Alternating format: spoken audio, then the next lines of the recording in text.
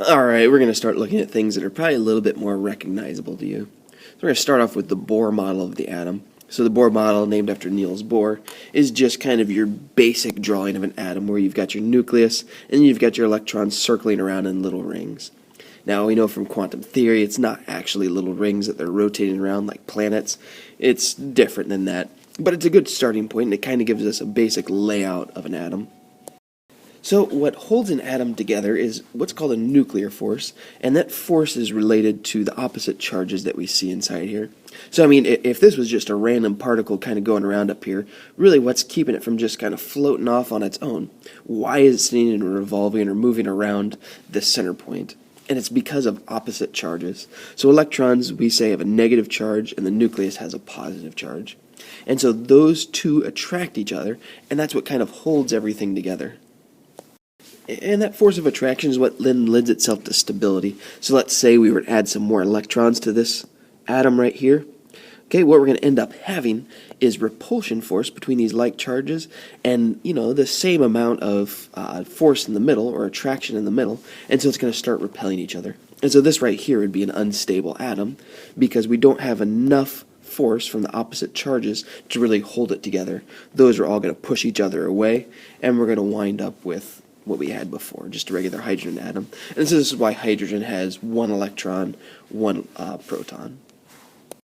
And we're never really going to see hydrogen with more than one electron. So this brings us to Coulombs Law. So this is actually a really important equation for this entire school year. So much of chemistry actually revolves around this idea right here. Not necessarily plugging numbers into it. It's not going to be very often you have to plug numbers into this at all. Rather, just the relationship it shows. So this is Coulombs Law, and what it tells us is the relationship between the force of attraction, so the positive, the negative, and then K is just a constant. It depends on what the atom is. Q is the magnitude of charge associated with a particle, so whether it's a proton or the electron. And then D is the distance between the charged particles. One of the fundamentals of chemistry is that opposites attract, like repel. If you know that, that explains tons of things in chemistry, why reactions occur, why atoms bond. All kinds of things are explained by that force of attraction or repulsion. And this is just kind of giving a quantity to it then. So what we can see from this equation, since distance is on the bottom, think of this little section of the equation as a fraction. Okay, with a fraction you have a numerator and denominator. Maybe that's spelled right, maybe it's not. But numerator, denominator. So with a fraction, if your denominator gets bigger, the number on the bottom gets bigger, what happens to the value? It gets smaller. So as this number increases, the value decreases. However, if you increase the numerator, that means your number is going to get larger. And so knowing that without even plugging any numbers into this equation whatsoever, we can figure out the relationship between force, charge, and distance. So if we were to increase the distance inside the nucleus, and so we're talking about that Bohr model still, so if we were to increase this distance right here between the positive and the negative charge, we would be increasing this number right there. And if we increase the denominator, the overall value is going to decrease. So that means the force of attraction between the positive and the negative will decrease as the distance increases. So if we were to move this electron right here farther away from the nucleus, we're going to decrease the force of attraction. And you guys can feel this. If you take some magnets and kind of bring them really close together, you can feel a really strong force. But as you slowly pull them away, you feel that force getting weaker and weaker and weaker. That's Coulombs Law right there. Distance is an inverse relationship to force. And if you were to bring these two fellas closer together, that means your denominator would get smaller. And if your denominator gets smaller, your value increases, and we would wind up with more force. Now, remember this equation. Remember Coulombs Law. Be ready to refer to it constantly during questions. So you'll be asked things like, hey, which one of these two electrons would feel more of a force? This one that's closer, this one that's farther? And you could say things, well, like according to Coulombs Law, this one right here, blah, blah, blah. So remember Coulombs Law, remember this word, remember this equation. We'll talk more about Q when we get to things like ionic bonds, because then we'll deal with items that have different charges. But this, with the new curriculum, is a really important equation to remember. So what Bohr really predicted was that electrons move around the nucleus in circular orbits. So they rotate around the nucleus just in these particular circles. And he said that only certain orbits are allowed. So an electron could exist here or here, but it can never be in the middle. So you would never have an electron orbiting here or here. It has to be right on this line or right on that line. And he called those particular distances N1, N2. There would even be an N3 out here somewhere, but it would be a particular place. So then we would say that the electrons around the nucleus have set quantized energy levels, or quantums. There that word is again. And then what he said was you can make electrons jump up to different energy levels. So we see we're still looking at the hydrogen atom here, where we've got one proton and one electron, but that electron is now in the second energy level. That means in order to get it from this point to this point right here, you had to hit it with a certain amount of energy. So a certain quantum of energy in the form of a photon hit that electron and caused it to jump from here to here. Now in order for it to make that jump, it would need a certain amount of energy in order to overcome the force predicted by Coulombs Law. And since we're really close right here, that means it's going to be a strong force that's holding it together. So it's going to need a strong amount of energy to cause that jump. Now, if the electron wanted to jump up to the third energy level, which we'll just say is right there, so it wanted to make that hop, it probably wouldn't need as much energy to make that hop because now the electron is farther from the nucleus, and if the distance increases, the denominator increases, and that means that the force decreases. So the force required to jump this electron from here to here would be more than the force required to jump it from here to here. All predictions based upon Coulombs Law. Now, you would have to give the electron a constant stream of energy in order to keep it up there, because that's not going to be as stable, because remember, what holds the nucleus together is that force of attraction between the proton and the electron. And if the electron is chilling all the way out here, it's not really getting that hold there force very well. And so it will fall back down to the more stable level. So this would be the most stable configuration of a hydrogen atom. And Bohr was actually able to predict the amount of energy that an electron would have at each particular energy level in order for it to stay up there. And it worked for a hydrogen atom because it's just one electron, one proton. It didn't work as well when you start talking about multi-electron atoms, though. But it did give us a great starting point for understanding how the electrons were arranged around the nucleus. Alright, we're going to talk real quick about the shielding effect. So this isn't actually a complete definition, it's shortchanged, but we're going to go more into detail about it later. But it is important for what we're going to talk about next. So Coulombs Law says that the attraction between charges decreases with distance. So if we look at this real quick sketch right here, we've got our positive nucleus, and we have this electron that's increased its distance from the nucleus. And so the force of attraction between these two is going to be lowered because of Coulombs Law. Distance increases, the force goes down. But there is something else that plays a role. So if we remember, the first shell around the nucleus, so this one right here, can actually hold 2 electrons. So if we were to put 2 electrons in here, okay, those 2 electrons are going to feel a stronger force than this one out here because they're closer, so their distance is decreased, and that's going to increase the force. But also, these electrons right here are going to be spinning around, and they are, in essence, going to be blocking this electron from feeling a force by the protons in the middle. What that is called then is the shielding effect. So the repulsion from these electrons are going to repel this electron that's out here, which is going to decrease the force that it feels from the nucleus. So not only is it feeling less force because it's farther away, but it's also feeling less force because of this shielding effect, because it's shielded from the attraction of the middle.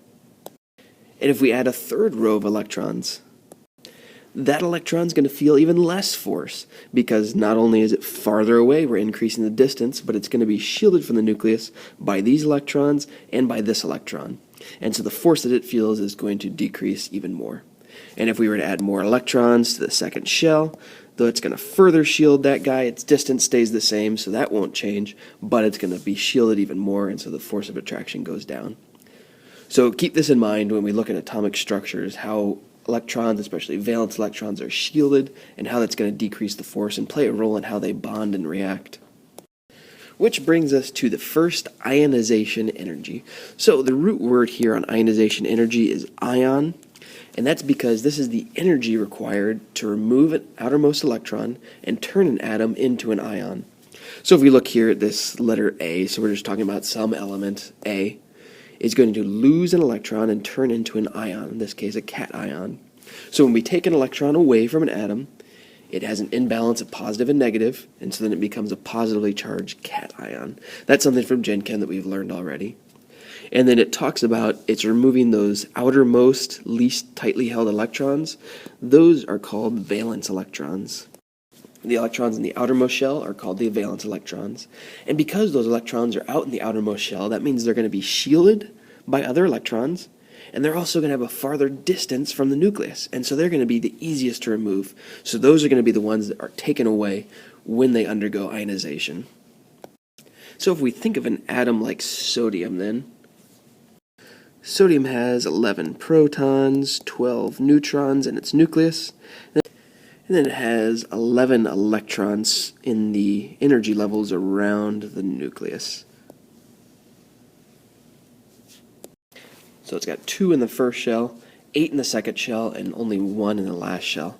So if we look at all of these electrons, so these 2 right here, they're right next to the nucleus, the distance is small, and so they're going to have the highest force between them and the nucleus. Nothing shielding them, so they feel a very, very strong attraction to the middle. These electrons out here, though, they're going to be shielded by these 2 electrons right there, and they have a farther distance from the nucleus. As a result, they still feel a force, they just have less of a force than these 2 inner electrons. And then last, this guy out here, that would be our valence electron. It's the outermost. It is shielded by these 8 electrons, these 2 electrons, and it's a far distance from the nucleus. That means it's not going to have a very strong force of attraction between it and the nucleus. So it is attached, it's just very, very loosely attached to the nucleus. And that's why we say that sodium wants to lose its 1 electron. It doesn't really want to, it doesn't have the power of thinking. Instead, that last electron just doesn't have much attraction for the center. And so it's very, very easy for it to lose that electron. And that energy that it takes to pull away that electron, so to actually take it and give it to something else that'll take it, like chlorine or fluorine or one of the other guys that likes to form anions. Take it away from it, but it doesn't take much energy. So the first ionization energy for alkali metals is lower than other elements. We actually know the ionization energies for all of the different atoms on the periodic table. We've gotten it by getting the values by shining light on different frequencies of a pure sample, so very similar to the photoelectric effect. And then we just record the frequency when the electron comes off, and then using that Planck's constant equation, E equals hv, we can calculate out what that first ionization energy, so the amount of energy is required to knock off that first electron. There's also a second and a third ionization energy. We would just increase the frequency until we hit the one that we're looking for. Alright, so here's a table that actually shows us the data, what happens to ionization energy as atomic number increases. So this is really just moving across on the periodic table, so we're increasing atomic number from 0 to 30. Or really starting at 1 with hydrogen, and then going to zinc, which is 30. And then on this side, we see the values of the ionization energy in kilojoules per mole. So kilojoules is the unit of energy per mole, so this would be the amount of energy for every mole of that particular element. So we can see that hydrogen's right here, we'll call that about 1100. So if we had 1 mole of hydrogen atoms, it would take 1100 kilojoules of energy to remove all of its valence electrons, or its first outer electron. We see that as we go to the next element, which is helium, its first ionization energy is extremely high, and that should make sense. This is a noble gas, which don't react with anything, and it's because it takes lots of energy to take its electrons or even share its electrons. And then we hit the next element, lithium, and it just drops. And that's because now we're moving out to another row of electrons. And so lithium's going to have that 1 valence electron on the outside shielded by those inner electrons. And as a result, it doesn't have a strong hold, less than 500 kilojoules per mole. And then as we go over, it increases in general up to neon, and then drops back down to sodium with its 1 valence electron. So in general, ionization increases as we move from left to right on the periodic table. And then when we get to the end of the row and we go back down to the left side, you see that it drops back down again and then increases, drops down, then increases. But in general, it follows that path. You can see a couple little blips where it goes down, but the overall trend is going up as we move to the right. Here's an outline of the periodic table to kind of show us that. So we saw that helium or hydrogen was the lowest, and then we went over to helium, it increased. And then when we came to sodium, back here on the left-hand side, it dropped back down, or sorry, lithium. And as we went from lithium to neon, it increased until we got to neon. And then when we went back down over here to sodium, it dropped back down, increased, dropped back down. And that general trend follows. So if we were to pick two elements on the periodic table, we'll pick calcium and germanium. So calcium would have a lower ionization energy than germanium would. And that's because, we're going to have that shielding effect, that distance. And so germanium, it would be harder to remove its electrons than it would for calcium. And calcium typically forms a Ca 2+ charge, so that's because it's easy to remove its electrons. The energy required to remove electrons also increases as we go up. So that means farther down on the periodic table, it's easier to remove their electrons. So if we were to compare calcium to strontium and barium, barium would be the easiest to remove its valence electrons, strontium easier than calcium, but less than barium. And that's why things like the alkali metals, we know adding those to water is very reactive, and why the reactivity increases as we go down, because it's easier and easier to remove these electrons, and so those reactions happen a lot faster with a lot more vigor. If you were to look at actual data, you might see some blips in the trend, but this is just general. We'll be doing lots of things with general trends. And so if I were to ask you, hey, who has a higher first ionization energy, strontium or barium? You should be able to tell me without looking at data that, okay, strontium is going to have a higher ionization energy, first ionization energy than barium because of the trend. And if we remember atomic structure, we know that this row number refers to how many shells it has. And so barium is going to have more rows of electrons. And so its outer electrons are going to be more shielded than strontium's. So the ionization energy for hydrogen, we can see right here. So i.e. ionization energy of hydrogen and ionization energy of helium. For hydrogen, it's 1312, and then for helium, it's 2372. So we can see that the ionization energy for helium is about twice as much as that for hydrogen. This makes sense because of Coulombs Law. If we remember Coulombs Law, it also has this idea of charge on there. So both of those, same size atomic structure. We've got the one ring of electrons and the protons in the middle. So distance would stay the same, but we would have twice the positive charge in the nucleus. That twice positive charge, that doubled charge, would mean that the force is going to be double as well. Hydrogen has one proton, helium has two. That doubling is going to cause a doubling in the force. So if we think about that same trend, helium has twice the number of protons as hydrogen, therefore its ionization energy is twice as much. Well, lithium has 3 times as many protons as hydrogen. Therefore, we would expect the ionization energy to increase by triple. But it doesn't. It actually goes down. That's because we're now moving out to an outer electron. So we're not just dealing with charge anymore. We're dealing with charge and distance. So we can see that the distance of those outer electrons that lithium has, that one on the outside, plays a very, very strong role in its power. So even though lithium has a much, much stronger positive charge in its nucleus, that would be pulling in those electrons, that shielding effect of those inner electrons plays a huge impact on the ionization energy of lithium. As a result, it takes very little energy, comparatively speaking, to remove the electrons from lithium.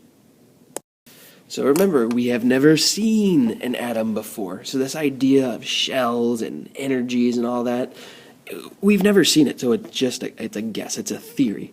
But it's a theory based on evidence. So this evidence that the ionization energy when we increase another electron doesn't triple means that there's got to be shells, there's got to be that shielding effect. And so that's kind of where this idea came from, that, all right, lithium, if its ionization energy actually drops, that means its electrons must be farther away. And with Coulombs Law, they're actually able to prove this and kind of figure out that distance based upon shielding and radius and all that jazz.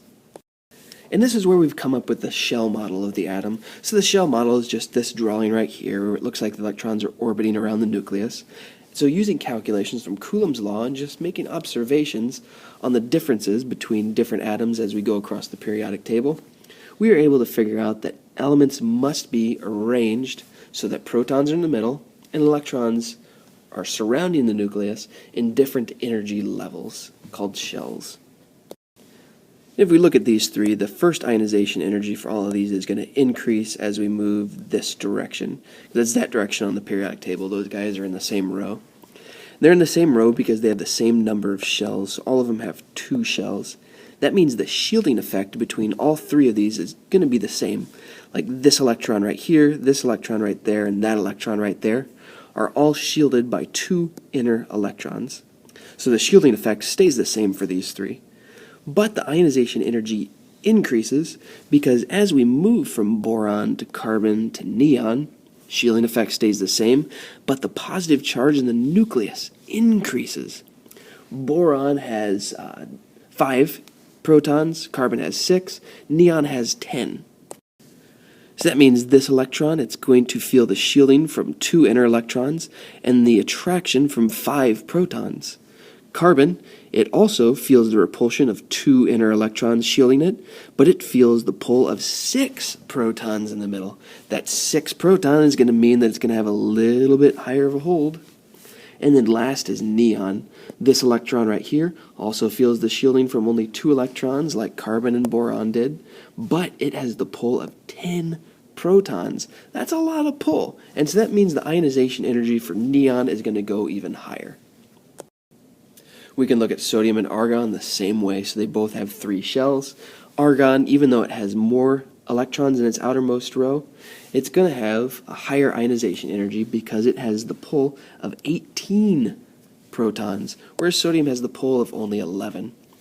Same shielding for both of them. They're both shielded by 10 electrons.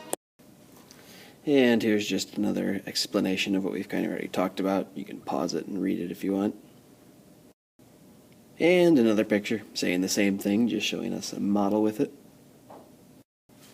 And the last picture then, this one's just talking about inner electrons versus valence electrons. Now for something completely different, photoelectron spectroscopy. So this is the big thing for the new AP curriculum. This is what they're introducing, and so this is something you are guaranteed to see on the AP test. Here's just some background information on what spectroscopy is. So these are the experiments that they do to figure out things like the ionization energy of electrons. So they take photons, and this is just a form of the photoelectric effect. They fire photons at a sample in the atoms, and then what happens is those electrons are then ejected off of the atoms because of those photons, and they come flying off and are ran through this magnetic field, which has a positive and a negative on it. And so when they hit those atoms, they don't just remove the electrons from the outer shell, they'll remove them from any. It just depends on where they hit it. And so they hit them, and if they come from different shells, they'll come off with different speeds. And so then as they're passing through this magnetic field, the slower electrons, when they pass through here slowly, they'll have more time to kind of be affected by that magnetic field. And so their path will curve off a lot more than the ones that are moving a lot quicker because they have less time to be attracted by that magnetic field. And then wherever those electrons happen to hit, they can use that location to then calculate out what the energy is of that particular electron. And so this equation you see down here, this is just for your own sakes to kind of see what they use. So it just uses Planck's constant, the energy there, and then the kinetic energy, which is the energy of motion, to calculate out the ionization energy. But this right here is the important stuff. So this is just a photoelectron spectra, which means a chart showing the photoelectron spectroscopy information. And so this chart right here is done for boron, beryllium, lithium, helium, and hydrogen, and it shows their particular ionization energies. Something really important to note, so write this down in your notebook, maybe circle it and commit it to memory. When you look at these spectras, a lot of times they're organized from low over on the right-hand side to high over on the left-hand side, which is different. So the origin is not 0. Okay, the higher numbers are over on the right hand or the left hand side. The lower numbers are going to be on the right hand side. So what this chart shows us then for each particular element, and so it's just this row right here represents helium or hydrogen, this is helium, lithium, beryllium, and boron. So it shows us the ionization in megajoules per mole. So mega is 10 to the 6th joules per mole. And this is once again the energy required to remove a particular electron. And so a couple things to note, you see that the peaks that it creates on these, some of them are tall, some of them are small. So it looks like the peak of hydrogen is about half the size of the peak of helium, which makes sense, because remember, helium has 2 electrons in its 1s shell, hydrogen has 1 electron in its 1s shell. So the height of the peak tells us the number of electrons that are ejected at that particular energy. So hydrogen has 1 electron that's ejected at 1.31 megajoules per mole. Helium, since it's twice as tall, must have 2 electrons that are ejected at that particular energy level. Then we come down here and look at lithium. So lithium has 2 peaks inside there. One is a small peak and one is a fairly tall peak. So this tall peak represents 2 electrons, then we can assume, and this one represents 1 electron. And it looks like this 1 electron only requires 0.52 megajoules per mole, whereas these 2 electrons require 6.26 megajoules per mole. So what does that mean? Does that make sense based on what we know about lithium? Yeah, you bet it does. Let's look at the structure of a lithium atom. So if we remember, lithium has 3 protons in its nucleus, and then it has 2 electrons in the 1s shell, and it has 1 electron in the 2s shell. So if we look at those peaks then, the 2 electrons right here that are required more energy to remove, it must be those 2 electrons right there, which are much closer to the nucleus, so they have that higher force holding them in according to Coulombs Law. Not only that, but they're not shielded by anything, so they require a much higher energy than, let's see, this electron. Oh, do you think maybe it's that one? Yeah, it's gotta be. Look at it. It's shielded by these 2 electrons. It's a farther distance from the nucleus, so it only requires 0.52 megajoules per mole to remove.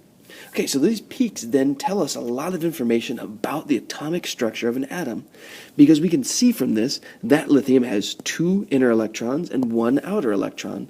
This one requires less energy, so it must be farther away, it must be shielded. These 2 require significantly more energy, almost 6 times as much energy. That means that they are closer to the nucleus and they're not shielded as much. Then we come to beryllium, and we can see something similar here. All right, this tall peak represents 2 electrons, and this tall peak also represents 2 electrons. Well, what's different about beryllium? It has 4 protons in its nucleus, and it has 2 electrons in the outer shell. That's 2, not 21.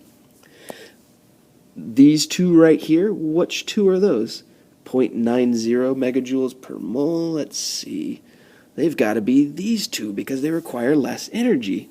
And these right here that require 11.5 megajoules per mole, it's got to be these 2 that are closer to the nucleus. Let's come down to boron now. Now boron's going to wind up a little bit trickier. So if we look at boron, we've got 2 tall peaks and 1 small peak. So these 2 tall peaks then must be 2 electrons. And this one right here must be 1 electron. So let's look at the atomic model then for boron. So here's boron, and it's got 2 electrons on the inner row. So those 2 would be really hard to remove because they're not shielded. There's 5 protons attracting them, and they've got a pretty small radius.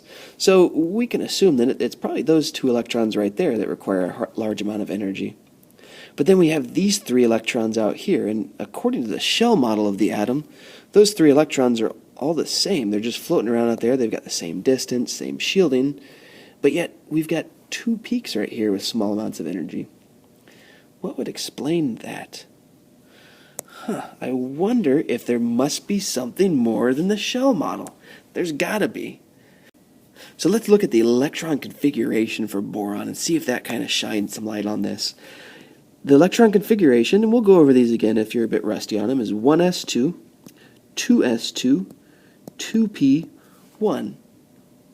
Okay, Now I'm seeing where we got this from. So 1s2, those are these two electrons right here.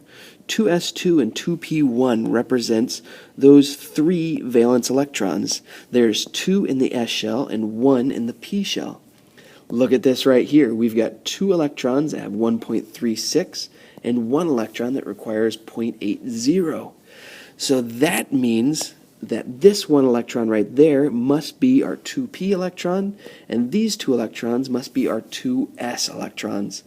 So we can see then that it requires less energy to remove that 2p electron than it does those 2s electrons. What this did for scientists then is it kind of opened up the window to broaden our horizons beyond just the orbital notation or the orbital idea of electrons spinning around. Instead, they've got different orbitals, different energy levels that they're in, and that's going to be evident by the photoelectron spectra. So here's some photoelectron spectra data for a couple other elements. So we can see we've got like carbon here, and carbon has 3 peaks. Okay, so that would represent the electrons in carbon.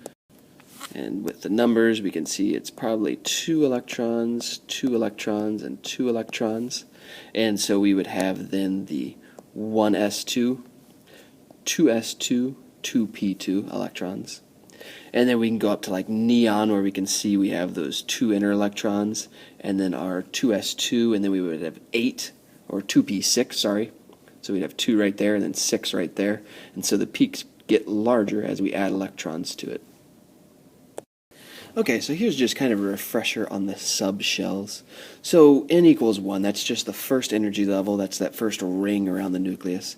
It only has one subshell, the 1s, and the maximum number of electrons in the 1s is 2. N equals 2, so the second row out from the nucleus, it has 2 subshells, the 2s and the 2p. So 2s can hold 2 electrons and 2p can hold 6.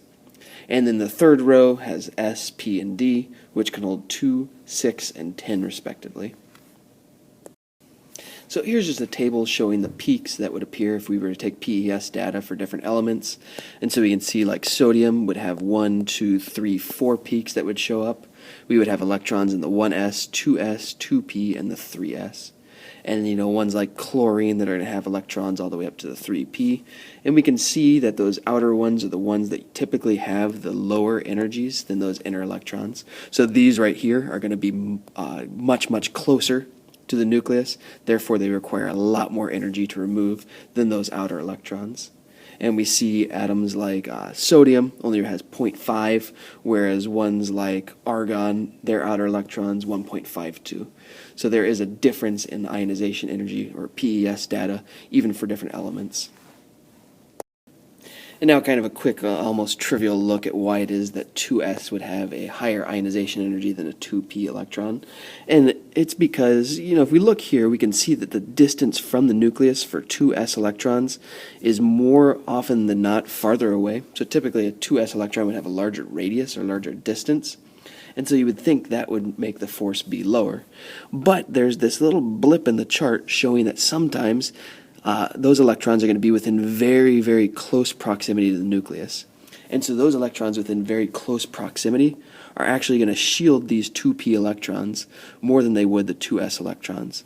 So by and large, overall, the 2p electrons then would have a higher ionization energy, or lower ionization energy, than the 2s because of the shielding from these 2s electrons. Okay, and so these charts, they're kind of a little bell curve that show the relative distance of electrons, or electron density over time from the nucleus. And what this just shows is we go from 3s to 3p to 3d, so as we add more subshells, the average distance from the nucleus decreases. So you can see with like the 3s, we have a couple blips right here that are really close, and then the main bulk of them are farther away. And when we go to 3p, we just have one slightly smaller, broader blip, and then the rest of them are farther away. And then with 3D, there really isn't very many close at all, and then most of them are spending most of their time over there. So that just means the shielding effect increases for each subshell that's added. If you imagine all 3 of these kind of stuck together, because there would be electrons existing in all 3 of these for some elements, these electrons right here, those 3s electrons, would then shield those 3p electrons and those 3d electrons as well. And these 3d electrons would be shielded by those 3p and those 3s electrons. That just means the ionization energy for 3d electrons is going to be higher than 3p, which would be higher than 3s. And, this is slightly counterintuitive, because if we think of the average would be where the bulk of them are. And so for 3s it'd be right there, for 3p it'd be right there, and for 3d it'd be right there. And so what we can see then, according to Coulombs Law, the closer you are to the nucleus, the greater a force you'll feel. And 3s are farther on average from the nucleus than 3p, and 3d are the closest. Yet it takes less energy to remove these that are supposedly closer to the nucleus. And that's because the shielding plays a very significant role. So even though these 3d electrons are on average closer to the nucleus, they're shielded by these electrons and those electrons, which means that the force would end up being higher to remove those. Lower to remove those. And this little diagram just kind of explains that same thing. Even though they are closer, that shielding effect plays a role, and so it means the ionization energy goes down as they get closer even.